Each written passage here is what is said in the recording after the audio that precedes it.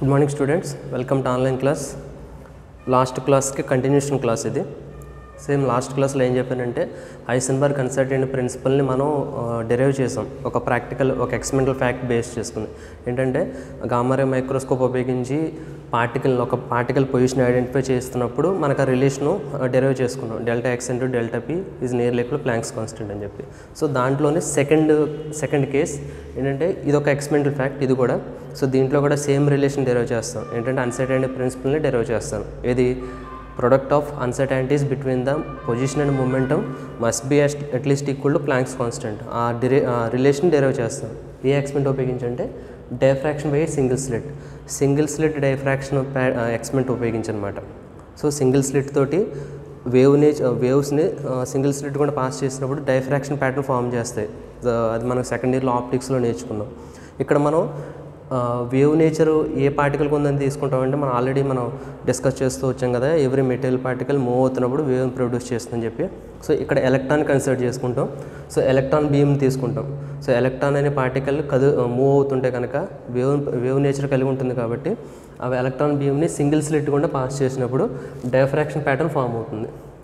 So ఈ diffraction pattern base చేసుకుని మనం రిలేషన్ ఎలా డెరైవ్ చేద్దాం చూద్దాం. సో లాస్ట్ వీడియోలో అయితే కనుక ఎక్స్ కాంపోనెంట్స్లో డెరైవ్ చేశాను, ఎక్స్ కోఆర్డినేట్స్లో, అంటే delta x into delta px is equal to Planck's constant అని చెప్పి. ఇప్పుడు ఏంటంటే వై కాంపోనెంట్లో డెరైవ్ చేస్తాను, అంటే delta y into delta py is equal to Planck's constant అని చెప్పి. సో రెండు ఒకటే, బట్ కోఆర్డినేట్స్ మారుతాయి అంతే. ఎక్స్ ప్లస్లో వై తీసుకుంటున్నాను, అంతగానే ఏం లేదు. So here single slit diffraction pattern ఉపయోగించి హైసెన్బర్గ్ అన్సర్టెనిటీ ప్రిన్సిపల్ని డెరైవ్ చేయడం. So these are the two experimental facts of the consequence of the uncertainty principle. Uncertainty ప్రిన్సిపల్కి కాన్సిక్వెన్సెస్ ఇవి, అంటే పర్యవసానాలు. కాన్సిక్వెన్సెస్ అంటే పర్యవసానం. అన్సర్టెనిటీ ప్రిన్సిపల్ మనం అర్థం చేసుకోవాలంటే కనుక ఈ ఎక్స్పెరిమెంటల్ ఫ్యాక్ట్స్ ద్వారా మనం ఈజీగా అర్థం చేసుకోవచ్చు. ఆ రిలేషన్ వస్తుందా రాదనే విషయం క్లియర్గా అర్థమవుతుంది, రైట్. సో దీనికి సంబంధించిన అరేంజ్మెంట్ సింగిల్ స్లిట్ మీరు సెకండ్ ఇయర్లో నేర్చుకున్నదే. Single slit diffraction, double slit and N slit diffraction. ఆ సింగిల్ స్లిట్ డైఫ్రాక్షన్ ప్యాటర్న్ ఉపయోగిస్తాను ఇక్కడ ఆ ఎక్స్పెరిమెంటల్ అరేంజ్మెంట్ ఉపయోగించి. This the single slit. ఇదంతా కూడా అంటే ఇక్కడి నుంచి ఇక్కడి వరకు సింగిల్ గ్యాప్, అంటే సింగిల్ స్లిట్. దీని గుండా ఏం పాస్ అవుతుందంటే ఎలక్ట్రాన్ బీమ్ పాస్ అవుతుంది. ఎలక్ట్రాన్ బీమ్ పాస్ అయిన తర్వాత స్లిట్లోకి ఎంటర్ అయిన తర్వాత ఏమవుతుందంటే డైఫ్రాక్షన్ ప్యాటర్న్ ఫామ్ చేస్తుంది. సో డైఫ్రాక్షన్ ప్యాటర్న్ ఏ విధంగా ఉంటుందంటే సెంట్రల్ మ్యాక్సిమం ఉంటుంది. This the screen central maximum ఉంటుంది. ఆ మ్యాక్సిమం అటు ఇటు కూడా మినిమమ్స్ ఫామ్ అవుతాయి, ఓకేనా. So this is minima. Next secondary మ్యాక్సిమా, is the secondary మ్యాక్సిమా. Next మరలా సెకండరీ మినిమం వస్తుంది. అంటే మినిమా అంటే కనుక లో ఇంటెన్సిటీ, మ్యాక్సిమం అంటే కనుక high intensity.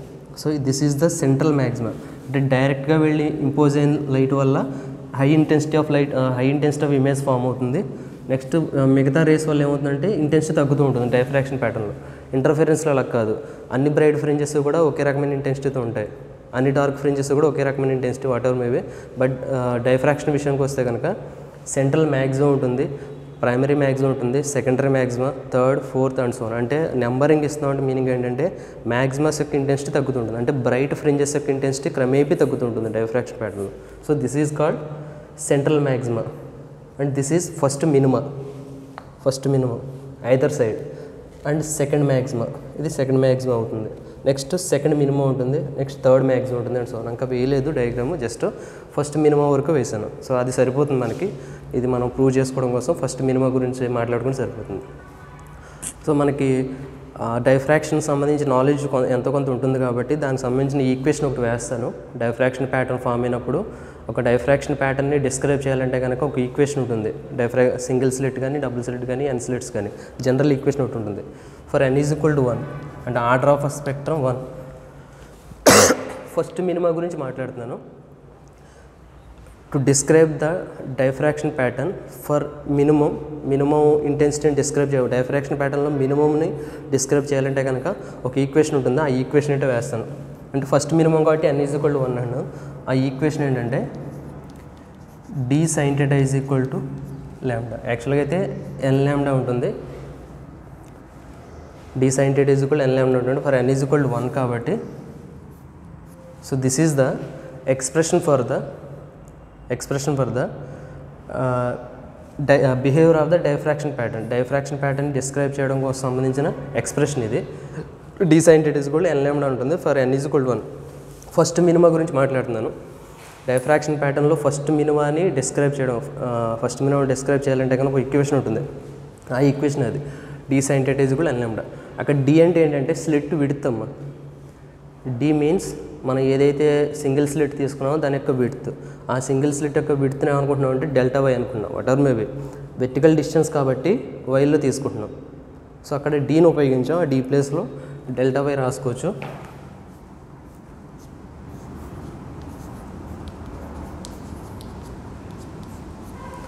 So here d means single slit తీసుకున్నాం కాబట్టి ఆ సింగిల్ స్లిట్ యొక్క విడ్త్ అది. సో ఆ d ప్లేస్లోనే ఇక్కడ ఏం తీసుకుంటున్నాం అంటే జస్ట్ ఇది వెర్టికల్ డిస్టెన్స్ కాబట్టి డెల్టా వైలో తీసుకున్నాం. అంటే small distance, very slit width అంటే ఎంత ఉంటుందంటే వెరీ వెరీ స్మాల్ ఉంటుంది కాబట్టి డెల్టా వైలో తీసుకున్నాను. So delta Y is nothing but, and ఇక్కడ నుంచి delta Y is equal to రాసుకుందాం. Delta Y is equal to lambda by sin theta. This is equation number 1 అనుకుందాం. Delta Y is equal to lambda by sin theta. ఇక్కడ delta Y ఏంటంటే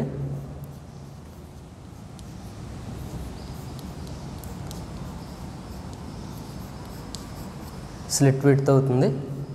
lambda అంటే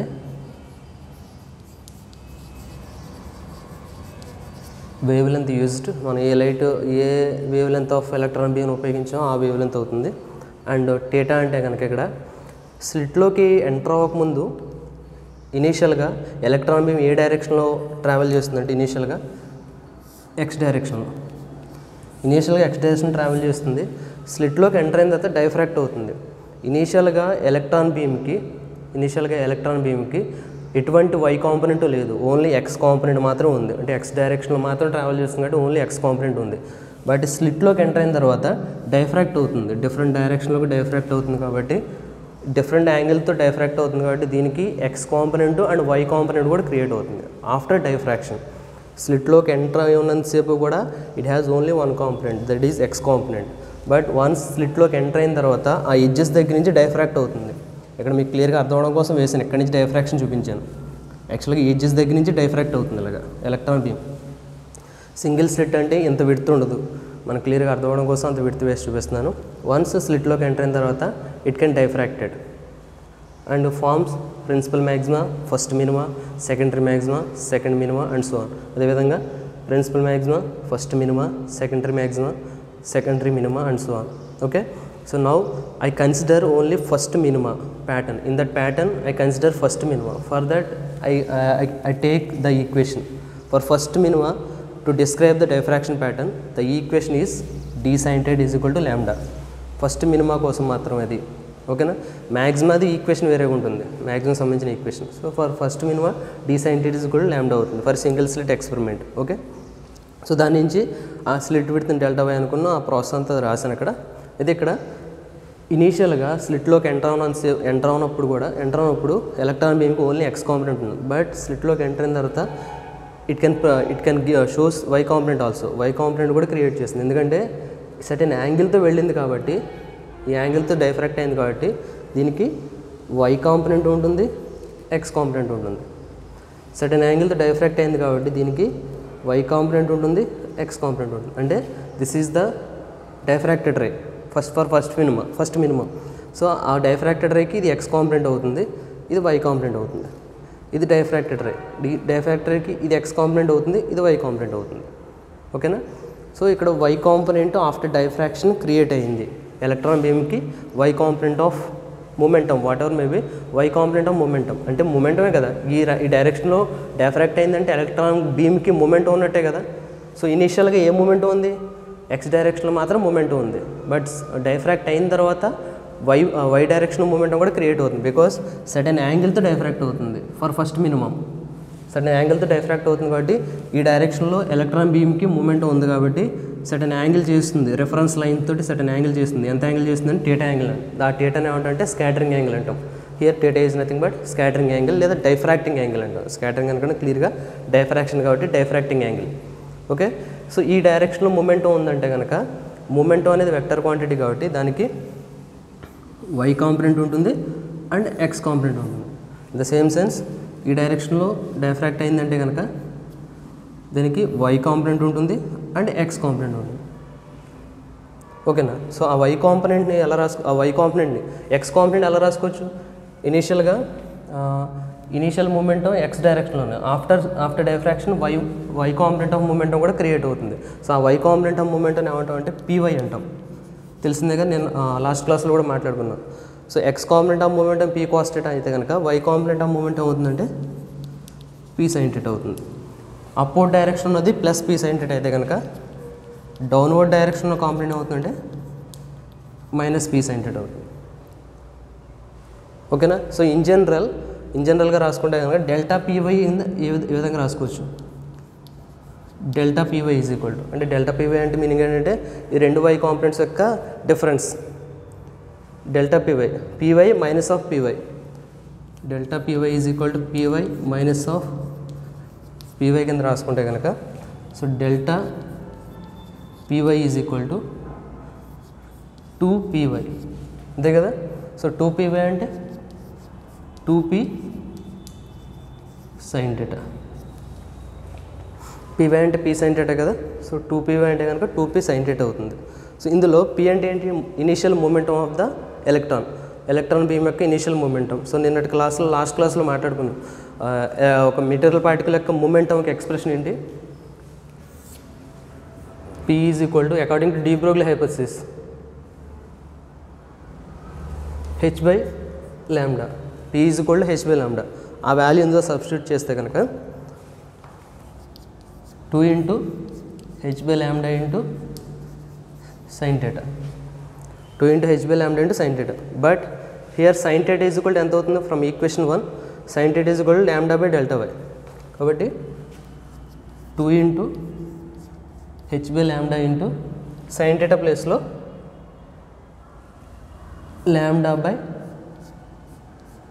delta Y రాస్తుంది. So lambda cancel అవుతుంది.